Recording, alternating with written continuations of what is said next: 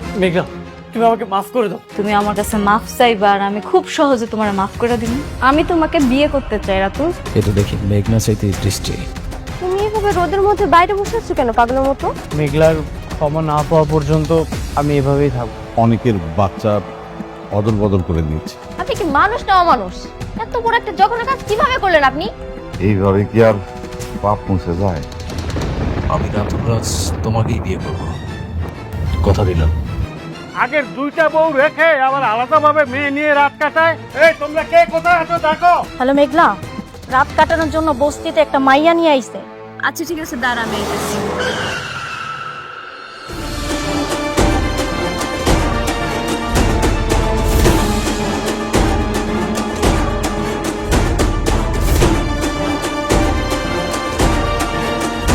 বাহ, এরা তো আমগো পুরান মানুষই।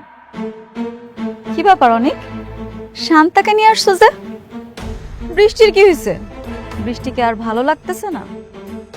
না ভালো লাগবো কেমনে, স্বাভাবিক না, পুরান হয়ে গেছে না। মেঘলার মতো বৃষ্টি এখন পুরাতন, নতুন মানুষের খুব আদর যত্ন করতেছে দেখি। ভালো। কি কি বলছো এসব? শান্তা এখানে কেন আসছে আমি কিছুই জানি না, বিশ্বাস করো। আরেকটা কথা, আপনাকে সবাই রে কয়ে যেতেছি, অনেক এখানে যা খুশি তা করুক, আপনারা কেউ আমারে আর ফোন দিবেন না। অনেক যদি মইরাও যায় না, ওর লাশটা দেখার জন্য আমারে আর কেউ ফোন দিবেন না। আপনাকে মনে থাকে যাতে। আচ্ছা না, হাত ছাড়ো বলতেছি। খবরদার তুমি আমার আর স্পর্শ করবা না। তুমি আমার স্পর্শ করার অধিকার ওই দিনই হারাইছো যেদিন আমার সন্তানের তুমি অস্বীকার করছো। ওর যা খুশি হোক, তুমি মইরা গেলেও না আমার এখন আর কিচ্ছু আসে যায় না, বুঝছো তুমি?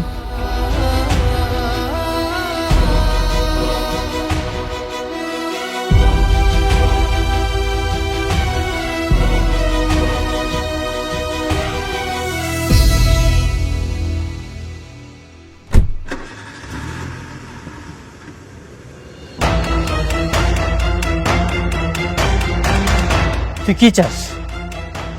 কি হলো, চুপ করে আছিস কেন? তুই কেন আমার সাথে ঝামেলা করতেছিস বল।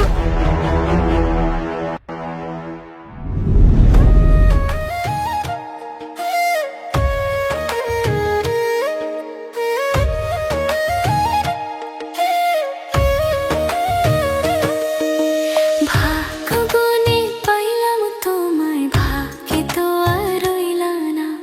দুঃখে আমার বুক ভেসে যায়, সুখের দেখা হইল না।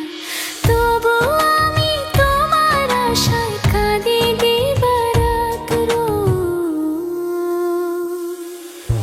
সুখে থেকো, ভালো থেকো গরি ঘরে রাজপুত্রে। ও সুখে থেকো, ভালো থেকো গরি ঘরে রাজপুত্রে।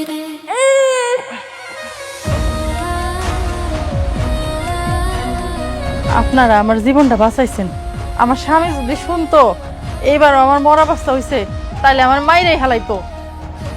আচ্ছা শোনো, এইটা যে তোমার বাচ্চা না, এইটা কিন্তু একদম কখনো ঘোষণা করে কাউকে বলবো না, ঠিক আছে? কি যে কন, আমি কেন যাই না শুই না আমার সংসারে আগুন লাগামু কন? আর আপনারাও কখনো এই সন্তানের দাবি নিয়ে আইসেন না। শোনেন, আজ থেকে এই সন্তানের যত খরচ লাগে সব আমি দেব। আপনি আমার ফোন নাম্বারটা রাখবেন, যে কোনো সমস্যায় আমাকে কল করবেন আপনি। আচ্ছা ঠিক আছে, তাহলে নাম্বারটা কন আপা। 0196243700। আচ্ছা হইছে। আম্মা, আমরা তাহলে এখন যাই, মানে কে কখন আইসা বলে তখন আবার ঝামেলা হবে। চলো। হ হ, আমার স্বামী আবার আসনের সময় হয়ে গেছে, আইসা যদি আপনাকে দেখে উল্টাপাল্টা অনেক প্রশ্ন করব। আচ্ছা ঠিক আছে, আমি যাচ্ছি। আপনি কিন্তু কোনো কিছু লাগলে আমাকে কল করবেন। আচ্ছা ঠিক আছে। ওরে বাবা, কান্দে না কান্দে না।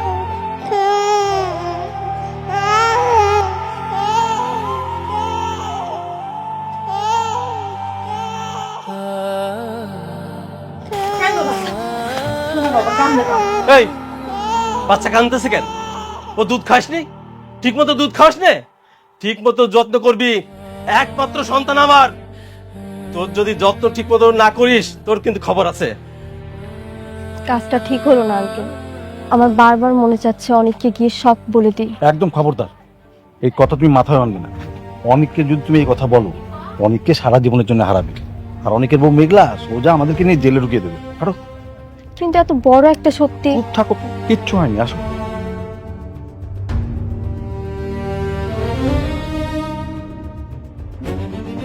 ওঠো, ওঠো, ওঠো।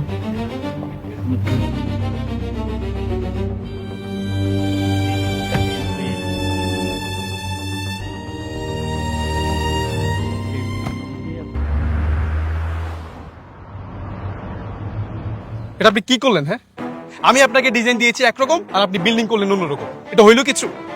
আমি আপনাদেরকে বলে রাখি, আমি ঠিক যেই ডিজাইনটা দিয়েছি আমার ঠিক সেটাই চাই। বুঝতে পারছেন আপনারা? যান কাজ যান।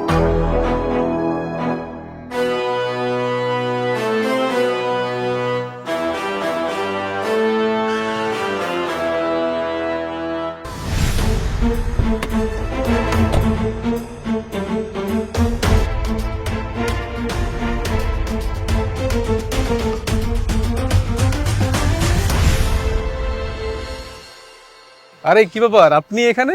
কেমন আছেন? এই তো ভালো, পাশ দিয়ে যাচ্ছিলাম। আমার এখানে প্রজেক্টের কাজ চলতেছে। তুমি কেমন আছো? আমি আমি কি আর ভালো না থেকে পারি? কেউ যখন উপর ওঠার সিঁড়ি পেয়ে যায় তখন তো ভালো না থাকার প্রশ্নই আসে না। ঠিক ঠিক, কথা ঠিক। তোমার সাথে তো এখন বৃষ্টি আর ওমর জাফর আছে, তাই না? হ্যাঁ, ওমর জাফর তো এখন আমার বিজনেস পার্টনার, তার সাথে এখন বেশি ডিল হচ্ছে। Good, very good. তো এখানে কি করতেছিলা? ও এখানে এখানে একটা শপিং সেন্টারের প্ল্যানিং হয়েছে, ওটা দিয়ে কাজ করছি আর কি।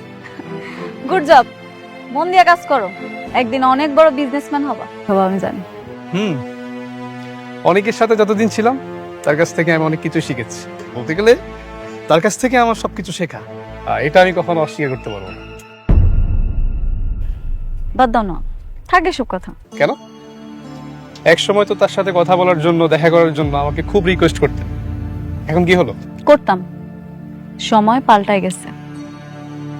আমার সন্তান মরার পরে আমি আর ওরে চিনতে চাই না, অনেকের নামটাও না আমি আর শুনতে চাই না। কাজ করতেছো, মন দিয়ে কাজ করো, দোয়া রইল, কিছু হইলে জানাই। চলো।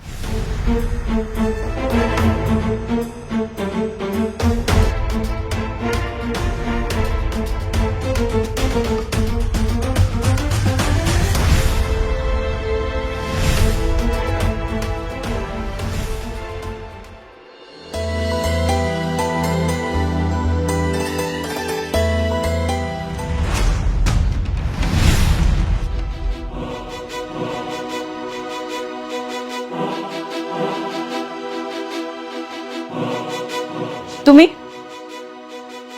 আমার অ্যাপয়েন্টমেন্ট ছাড়া আমার চেম্বারে বসে থাকার সাহস তোমার কে দিল? মেঘলা, তুমি আমাকে ভুল বুঝতেছো।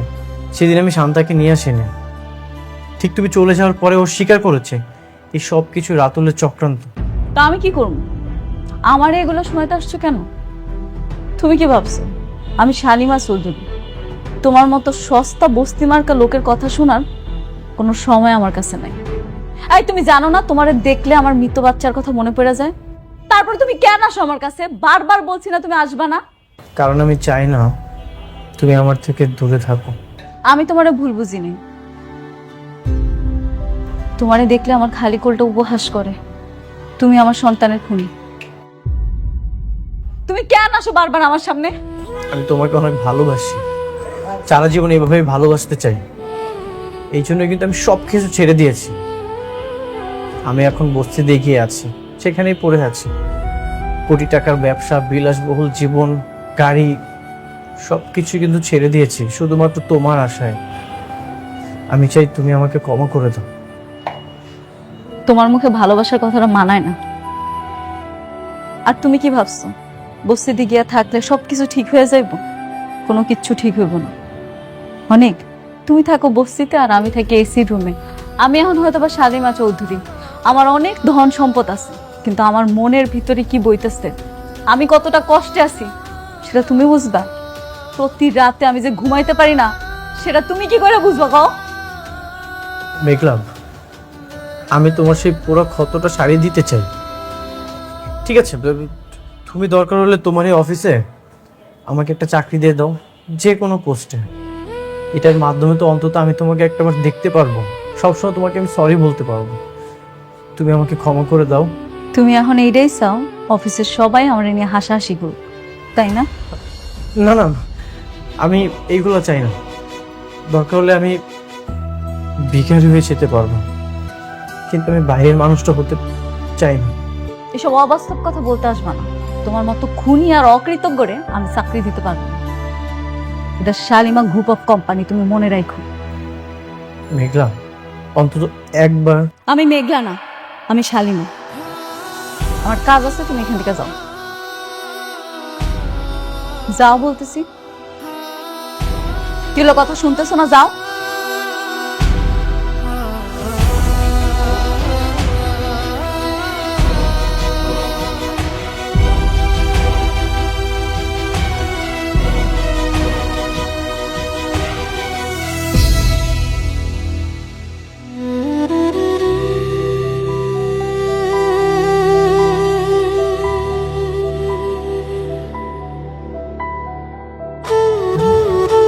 এই একটু দাঁড়াও তো।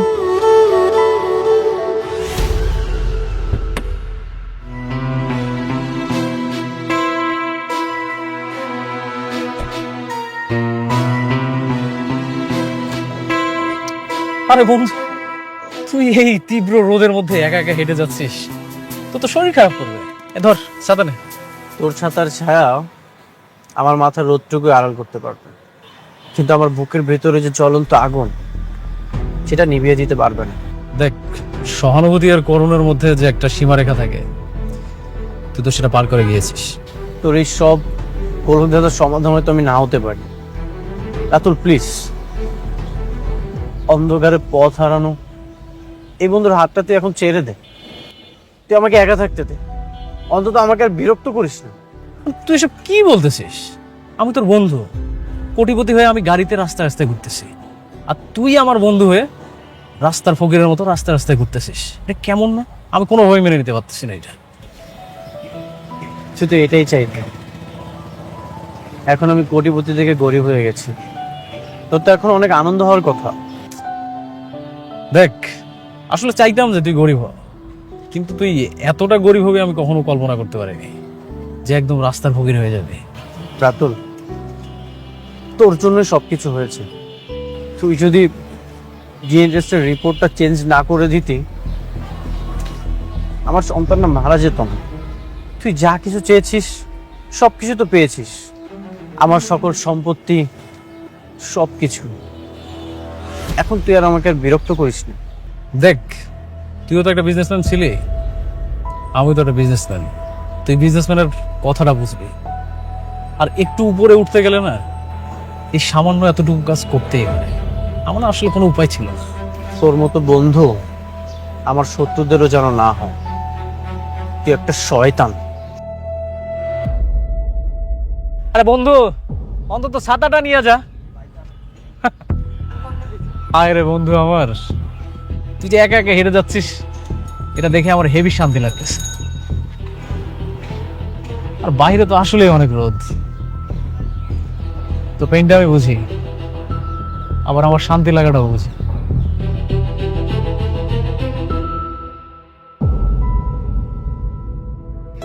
মারে দেখ তো, ঠিক আছে না? হ, ঠিক আছে আব্বা। ঠিক আছে না? সোজা আছে তো? বাস।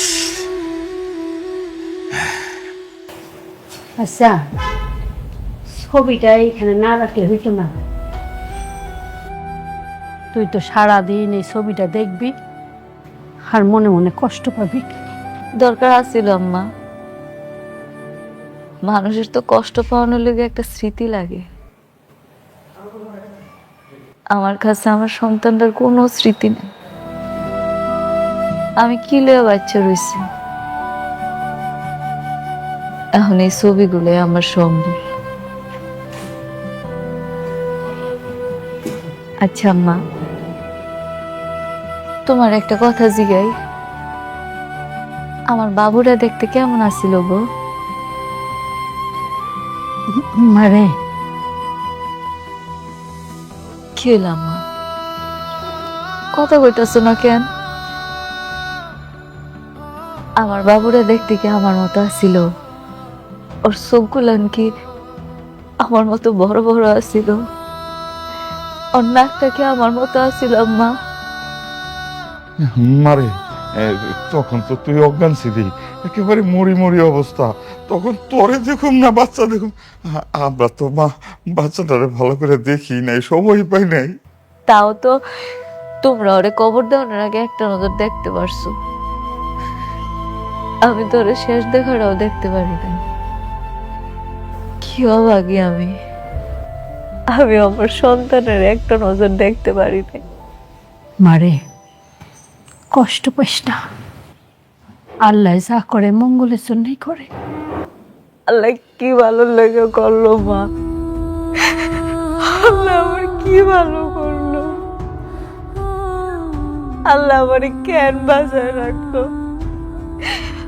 আমি আমার সন্তানের একটা নজর দেখতে পারি নাই। এর থেকে কষ্টের আর কিচ্ছু হইতে পারে না। আমি প্রত্যেকটা রাত্রে ঘুমানোর সময় আমার সন্তানের মুখটা দেখতে পাই না। আরে মানুষ তো মরে গেলে একটা স্মৃতি থাকে, আমার সন্তানের এই স্মৃতিটাও নেই আমার কাছে।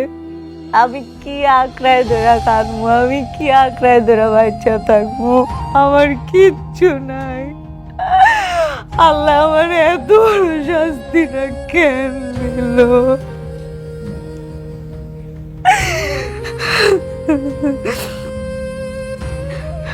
শুধু অনেকের কারণে আমি আমার সন্তানটারে শেষ দেখাটা দেখতে পারি নাই। অনেক আমার সন্তানটারে শেষ দেখা দেখতে দেয় না, আর তোমরাও এর ভিতরে সাই দিছ। তোমরা একটা বার ভাবলা না আমার সন্তান, আমার এই পেটটার ভিতরে 10টা মাস আমি পাওনি কষ্ট কইরা। আমার কলিজার টুকরা একটা বার দেওয়ার সুযোগ তোমরা আমার কইরা দিলা না। আল্লাহ আমার মাটা বানাইলো না কেন? আমি কি নিয়ে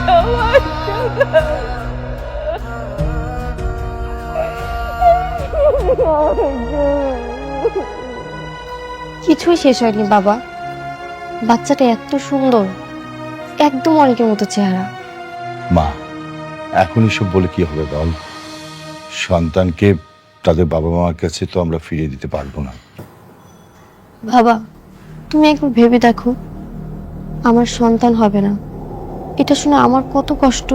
আর যার সন্তান হয়েছে জীবিত আছে, তবুও তার সন্তানের কাছে যেতে পারছে না, তাহলে তার কত কষ্ট। কষ্ট আমারও লাগছে, আমি তোর কষ্টটা বুঝতে পারছি, কিন্তু মা দোয়া কর যাদের কাছে সন্তানটা আছে তারা যেন তাকে সুন্দরভাবে মানুষ করতে পারে, ভালোভাবে লেখাপড়া করাতে পারে। দোয়া করিস আর সবসময় খেয়াল রাখিস। আমি অনেকের এত কষ্ট দেখেও কিছু বলতে পারছি না। আমার যে কি কষ্ট হচ্ছে বাবা, আমি তোমাকে বলে বোঝাতে পারবো না। আমি বুঝতে পারছি রে মা, দেখ চেষ্টা করে দেখ অনেককে এ বাড়িতে আনা যায় কিনা, তাহলে অন্তত অনেকের কষ্টটা কমবে। ঠিক আছে মা, মন খারাপ করিস না, আল্লাহ সব ঠিক করে দেবে।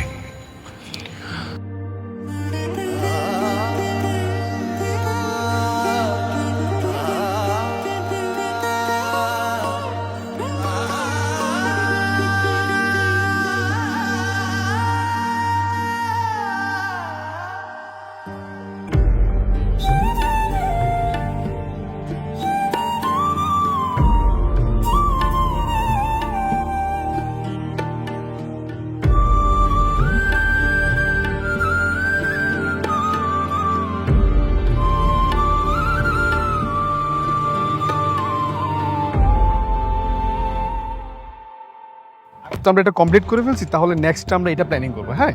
আর এই দিকটা যেটা আছে তাহলে সেটা আমরা সামনের মান্থে শুরু করব। ওকে।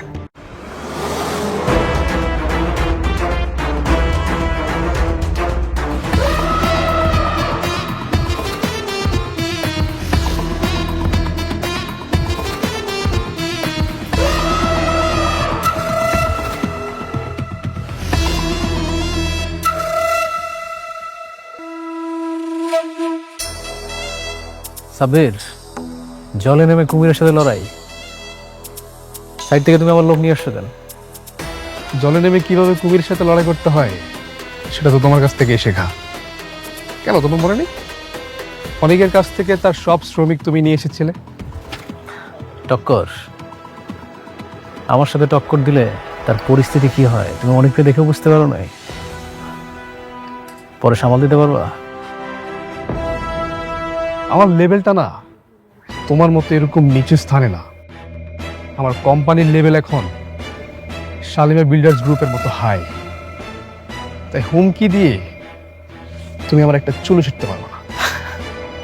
দেখো সাব্বির, আমি কিছু করতে চেয়েছি আর সেটা করতে পারিনি, এমনটা কিন্তু কখনোই ঘটেনি।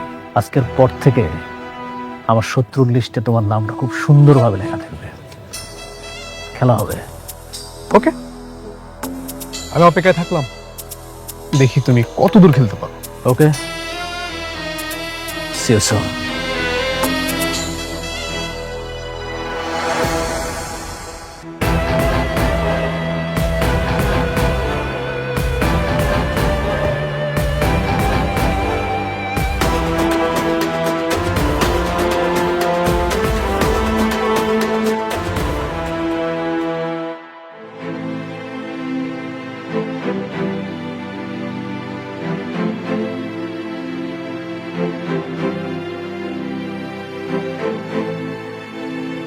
এর আগে চাকরির অভিজ্ঞতা আছে? জি ম্যাম। দেখুন, শালিমার গ্রুপের প্রধান শর্ত হচ্ছে নম্রতা এবং ভদ্র ব্যবহার। আপনাকে এটা মেনটেন করতে হবে। আমি আমার সর্বোচ্চ চেষ্টা করব স্যার। আশা করছি কোনো ধরনের অনিয়ম হবে না। Thank you. আপনার কাজ হইতেছে আমি যা কিছু করি সব কাজের আপডেট রাখা। বলতে পারেন আপনি আমার অ্যাসিস্ট্যান্ট। জি ম্যাম, বুঝতে পেরেছি। ম্যানেজার কেউ? জি ম্যাম। তাহলে আপনার চাকরিটা কনফার্ম করা হইলো, কালকে থেকে জয়েন করেন। Thank you so much. ঠিক আছে, আপনি এবার আসতে পারেন। Thank you.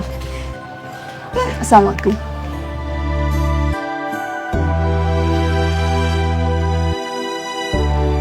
দেখে তো স্মার্টই মনে হলো, মনে হয় কাজ করতে পারবে। আমার তো ধারণা ম্যাডাম।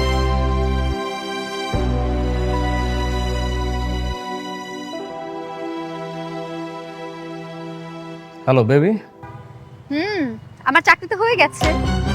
শালিমা আমাকে তার পার্সোনাল অ্যাসিস্ট্যান্ট হিসেবে চাকরি কনফার্ম করে দিয়েছে। ভেরি গুড, তাহলে তার কোনো বাধা নেই।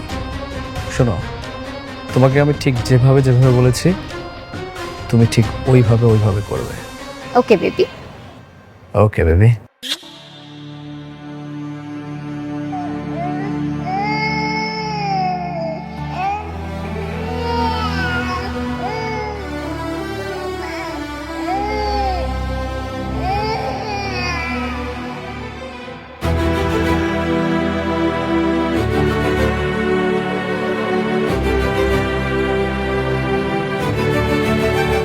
আপনি কে?